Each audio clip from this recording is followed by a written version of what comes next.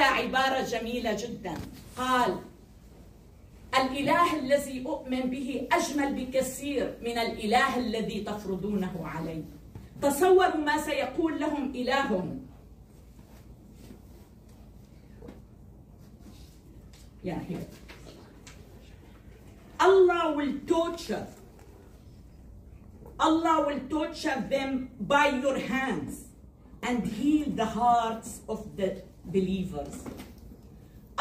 إن الله يعذبهم بأيديكم ويشفي صدور قوم مؤمنين. تخيلوا هذا الإجرام، تخيلوا كم إرهابي هذا الله. يريدهم أن يعذبوا الآخرين كي يشفوا صدورهم. What kind of healing? What kind of treatment? Unbelievable. Brutality. Unbelievable. It is beyond الوحشية. من الخطأ بمكان أن نصفهم بالوحوش، لأن الوحوش لا يمكن أن تصل إليها. الوحوش لا تقتل بعضها، أما تيجي تعذب إنسان كي تشعر بالارتياح. ما هذا الدين؟ ما هذا الإله؟ لذلك إذا كنتم تؤمنون بإله عودوا إلى إلهكم الأصلي. الأخ رشيد والأخ سمير رووا لي قصص عن الثقافة الأمازيغية، إنه المرأة الأمازيغية بتمر بجانب الشجرة وتلمس الشجرة كي تتبارك بها. هل هناك أجمل من أن تكون الشجرة إله؟ هل هناك أجمل من هذا الإله؟ شجرة الزيتون. أي شجرة تلمس to be blessed، تلمس الشجر. هذا هو الدين الذي يجب أن نرجع إليه.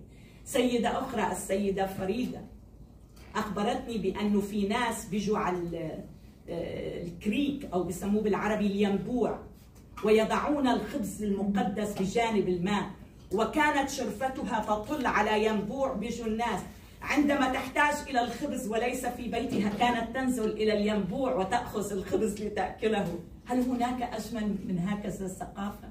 أن تقدس الخبز، أن تقدس الماء، أن تقدس الشجرة. جاي ليقلنا انكحوا ما طاب لكم من النساء. هل يوجد إله يقول لك طيب أوكي انكح ما طاب لك، فما بالك إذا لم يطب للمرأة؟ هل تنكح مرأة وهي لا يطيب لها أن تنكحها؟ يعني ما هذه الثقافة؟ ما هذه التعاليم؟ قاتلوا الذين لا يؤمنون بالله. هكذا تنشر دينك بالقتال؟ عليكم أن تتخيلوا المجازر التي ارتكبت بحق آبائكم وأجدادكم. عليكم في هذه اللحظة كما أتخيل في كل لحظة صراخ أهل اليوم في سوريا، عليكم أن تتخيلوا صراخ آبائكم وأجدادكم أمام سيوفهم. اليوم كلما اتصلت بأخي he's 70 years old. Goodbye my sister, goodbye, you're not gonna talk to me anymore. They are around my house. What kind of life?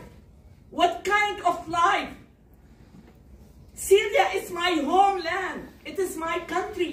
You came from Saudi Arabia to invade me. This is my land. This is my culture. Just go somewhere else. Go to your origin. I'm not against people, but I'm against their behaviors, their doctrine, their teachings. It is unacceptable in any secular society.